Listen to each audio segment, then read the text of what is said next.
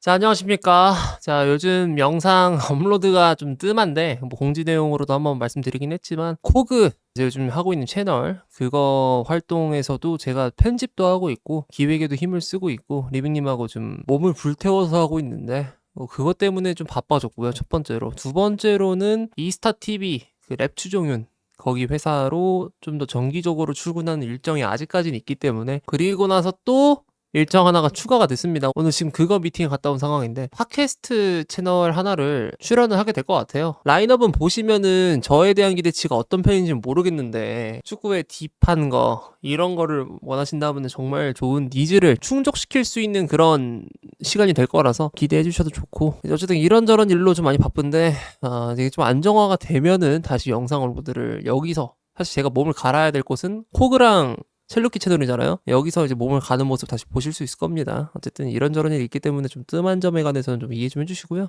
일단 오늘 해야 될 거는 당연히 토트넘전 프리뷰죠. 첼시와 토트넘 허스퍼의 경기가 지금 예견되어 있는데, 본론부터 말을 하자면 첼시의 연승 기록, 이거 지금 4연승 달리고 있거든요. 토트넘 상대로. 포체티노 때 2번 이겼고 마레스카 때 2번 이겼습니다. 그때 감독들은 모두 포스테코글루였고, 포스테코글루는 첼시 상대로 5연패를 했죠. 5전 5패를 했으니까, 노팅엄에서도 1패를 기록했다 보니까. 본론부터 말하자면은 승점 드랍, 승리를 못할 타이밍이 지금인 것 같습니다. 승부 예측을 지금 던진다는 게 아니라 그 어느 때보다 지금 못 이길 가능성이 꽤 높아진 상황이라고 좀 보여지고요. 난 정말 그러기 싫은데 진짜 진다고 생각한다면 상상하기 끔찍합니다만, 어쨌든 지금 그런 예상이 돌고 있는데, 그 이유를 말을 해보자면 첫 번째로 첼시가 일단 토트넘한테 카운터입니다. 이게 뭔 개소리야. 지금 맞전적으로 봤을 때 토트넘은 6승 그리고 11무, 첼시의 승리가 22승, 심지어 토트넘 원정으로 봤을 때 리그만 따졌을 때도요 4승 4무 7패. 토트넘 원정에서도 첼시가 앞서고 있거든요. 근데 이게 대체 당최 뭔 소리냐, 어떻게 카운터냐. 상성이란 말이 애초에 첼시가 우위에 있기 때문에 이런 말이 나오는데, 말을 해보자면 토트넘은 일단 지금 전술 컨셉 자체가 첼시한테 너무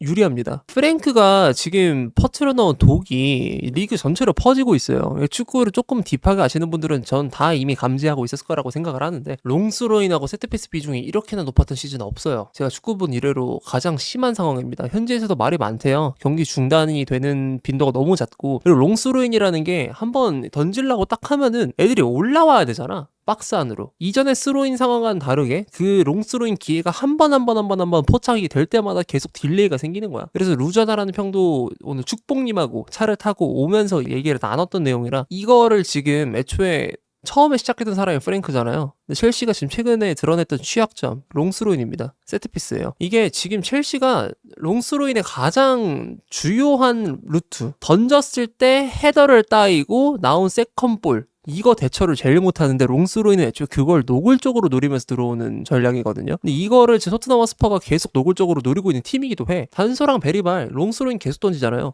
근데 이 맞상성? 요새라는 것도 사실 그 성벽을 허물기 위해서 전쟁을 하다 보니까 그 요새를 지키고 있는 입장이 더 유리해 보이기 때문에 그 요새라는 단어의 이미지가 그렇게 잡힌 거잖아요. 그러니까 우리가 지금 토트넘의 요새를 안으로 들어가야 돼요. 심지어 역상성이 있는데도 불구하고. 첼시 팬이고 솔직히 토트넘을 좀 낮게 보는 것도 있어요. 왜냐면 맞전적으로 맨시티처럼 많이 졌던 것도 아니고 항상 거의 이기는 시나리오로 갔었던 게 첼시니까. 그럼에도 불구하고 이거 질 것 같다는 생각 진짜 들어요. 좀 무서워. 롱스로이다가 세트피스 때문에. 첼시가 일단은 공중볼을 지금 잘 따는 자원이 없어요. 센터백 중에서 제 생각엔 없어요. 찰로바가 지난 시즌에 꽤 따긴 했는데 걔도 지금 이번 시즌 공중볼에서의 지표가 그렇게 좋아 보이진 않고, 체감상 토시든 애초에 키가 크지만 그 값을 별로 못하는 애고, 오히려 공이 땅에 가까울 때 거기서 끊어내는 블락이나 이런 거에 능한 선수고, 포파나 같은 경우에는 뭐 나와야 뭘 이런 체감을 하든가 말든가 하고, 아첸폰 같은 경우에는 풀백 출신이다 보니까 역시나 센터백으로 들어갔을 때 공중볼 처리 능력이 워낙 취약점을 보이고, 그나마 다행인 점은 토트넘 허스퍼가 저는 공중볼에 그렇게 강한 팀은 아니라 생각해요. 준비하는 환경이 세트피스라고 하더라도 그 리시버들, 헤더를 받아가지고 넣는 애들, 넣으려고 시도하는 애들의 공중볼 정확도의 퀄리티가 다행히도 기대보다는, 생각보다는 낮은 편이라고 보여지긴 하는데, 물론 반더벤이 지난 경기 2골 넣긴 했지만 그 전까지의 토트넘 허스퍼를 봤을 때. 근데 첼시가 그거보다 더 약해서 약호를 좀 하자면 거기서 너무 불안하고요. 이 매칭 포인트를 봤을 때 토트넘 허스퍼가 확실히 승점을 많이 가져갔어요. 제가 예상한 것보다 경기 내용적으로 봤을 때 그 정도의 승점을 가져가지 못할 퀄리티의 경기력이 나왔음에도 불구하고 많이 가져가요. 이것도 실력이고 결과론적인 지표가 굉장히 훌륭하다고 볼 수 있는 상황인 건데, 그럼 이거를 이제 만들어주는 사람이 누구냐고 본다면 보통 총대를 메고 있는 에이스 한 명이 공격 포인트를 좀 많이 생산하게 되는 환경이 많이 상상이 되거든요. 이런 팀들은 보통 그래요. 지난 시즌 노팅엄이 그랬듯이, 노팅엄보다 토트넘이 잘하긴 하지만 깁스 화이트랑 크리스 우드 이 두 명의 의존도가 컸던 걸로 좀 기억을 합니다. 그런 것처럼 토트넘 허스퍼도 역시나 쿠더스의 의존도가 좀 많이 높은 상황으로 보여지는데, 첼시가 다행히도 여기서 맞상대를 굉장히 잘하는, 한 명을 지워버리는데 굉장히 능한 쿠쿠렐라가 지금 선발로 충분히 나올 수 있을 것 같아서 이게 좀 그나마 위안이 되는 점. 쿠쿠렐라는 야말도 막을 수 있다라고 포부로 밝힐 정도로 본인이 자부하는 분야가 1대1 대인만 크기 때문에, 거기에 더불어서 중원 경합 들어갔을 때 토트넘 허스퍼의 중원 경합 저는 저평가하는 편이긴 합니다. 왜냐면은 저 두 명의 중원이 할 수 있는 기능들이 적어요. 타 빅클럽들의 중원들에 비해서 저 중원들이 6번에만 머무른다거나 아니면은 일정 미드필드 라인 이상에서 높은 전진을 했을 때, 아니면 센터백 라인에 서 있을 때 그때 영향력이 다른 빅클럽들 대비 좀 아쉬운 편이다. 설령 뉴캐슬하고 비교해서도 말이다. 근데 메뉴가 있긴 하구나. 메뉴보단 나은 거는 같아요. 어쨌든 그 정도로 제 토트넘 허스퍼의 중원 장악력이 저한테는 낮게 평가가 되고 있기 때문에 첼시가 그래도 주도권을 많이 가져갈 수는 있을 것 같아요. 이거는 첼시한테 좋은 뉴스들을 말씀드리는 겁니다. 반면 또 안 좋은 뉴스가 뭐가 있냐면, 토트넘의 컨셉은 저는 역습에 굉장히 특화되어 있다 생각해요. 포로 킥을 차서 전방으로 배급을 해줄 수 있는 선수죠. 요즘 보니까 킥 0점이 좀 안 맞긴 한데 그래도 그 기능이 원래 장점으로 많이 인식이 되어 있는 선수다 보니까. 그리고 우독이 오른발 할 때 속도가 장난이 아닙니다. 스펜스도 전 속도가 빠르다고 생각하거든요. 이게 더불어서 존슨하고 오도베르 왼쪽 윙 옵션들, 이 두 가지 옵션들도 스프린트에 굉장히 등하고, 쿠두스 같은 경우에는 역습 상황에서 한두 명 정도를 지가 담당하면서 상대 수비수들을 묶어놓고 동료들에게 패스를 내주는 크랙 같은 역할 충분히 할 수 있는 선수거든요. 이 패턴들이 이 조합들이 왜 위험하다고 지금 내가 말을 하는 거냐면요, 첼시가 애초에 3-1 빌드업, 최후방 수비 라인 인원 3명 그리고 볼란치 1명 놔둬서 빌드업 하는 걸 굉장히 즐겨 해요. 뭐 다음 경기에도 똑같이 나올지는 의문이긴 하지만 요즘 주로 쓰는 전형들이 그거란 말이에요. 게다가 토트넘이 에버튼전처럼 실적을 빠르게 낼 수 있을 것 같다, 그리고 냈다 라고 한다면은 잠글 가능성도 크고, 그렇게 되면 첼시는 더욱더 많은 공격 인원들을 투입하기 위해서 3-1 빌드업을 쓰게 될 텐데, 이때 중원 장악력을 잘 가져가다가 미스 한 번이 나온다. 미스가 한 번도 안 나오는 경기는 저는 없다고 봐도 무방하다고 보거든요. 실수가 나왔을 때 그럼 대처 능력이 좋아야 되거든요. 오히려 실수를 안 할 생각보다는 저는 그렇게 보는 편인데, 뭐 실수를 안 하는 건 좋긴 하겠지만 그건 솔직히 사실상 불가능하고, 방금 말했던 것처럼. 그럼 실수가 나왔을 때 대처가 잘 되냐라고 했을 때 방금 3-1 빌드업 얘기했잖아요. 이 센터백들한테 커버 범위가 과도하게 많이 주어진다라는 게 큰 단점인데, 커버 범위가 넓다는 뜻이잖아요. 거기서 특화된 게 쿠드스고 거기서 특화된 게 난 존슨하고 오도베르 이런 자원들이라고 보여지거든요. 그래서 그게 진짜 걱정돼요. 게다가 첼시가 이 적은 인원의 수비수로 대처 능력이 뛰어났냐라고 한다면 뛰어나지도 않았어. 산투스가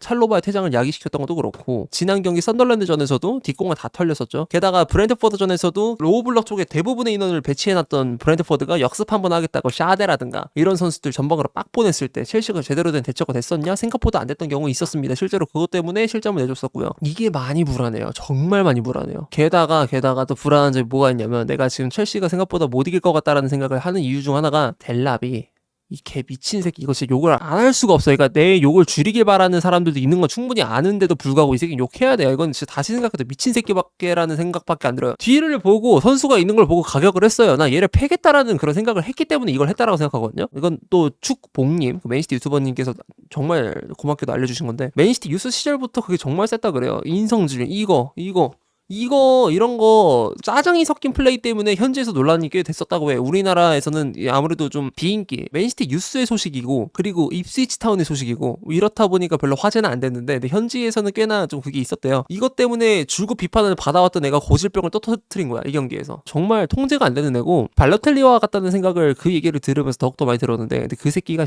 지 복귀전에서 갑자기 변덕으로 쓸데없이 컵대회에서 중요한 경기를 앞두고 퇴장을 당했습니다. 이것 때문에 저는 진짜 크다고 봅니다. 델랍이 있고 없고의 차이가 첼시가 진짜 차이가 많이 컸어요. 이거는 첼시 시즌 초반의 경기들을 다 지켜보신 분들이면 다 공감을 하실 겁니다. 그때 델랍이 전방에서 흔들어주면 페드루가 공간들을 할애하면서 볼 배급을 해주고 축신 같은 모먼트들을 보이면서 경기를 캐리해냈었거든요. 근데 안 그래도 지금 주앙 페드루 풀 컨디션이 확실하지 않은데, 물론 상대 로메로라는 센터백, 얘도 지금 이번에 복귀전이라서 풀핏이 아닐 수 있어요. 게다가 뉴캐슬전은 훈련에 안 나왔다 하더라고. 그래도 최소한의 컨디션 우위는 점하고 싶을 거 아니야. 첼시도 경기 라인업을 짤 때. 거기서 스트라이커에 구멍이 또 나와요. 기우를 또 써야 돼 이것 때문에. 이게 진짜 큰 손실이라 봐요. 기우도 비슷한 롤을 맞는데 근데 퀄리티 차이가 너무 심합니다. 델랍 욕을 지금 많이 하긴 했지만 걔가 울브스전에서 보여줬던 잠깐 찰나의 모습들이 얘가 진짜 제일 잘하긴 하네 스트라이커 이 생각이 딱 들긴 했거든요. 그래서 더 아쉬워요. 이게 지금 없어져 버리면 첼시는 최전방에서 흔들어 버리는 움직임에 있어서 굉장히 많은 한계점을 얻을 수밖에 없고 그 한계점에 부딪혀서 승점도라 충분히 할 수 있다. 이게 지금 제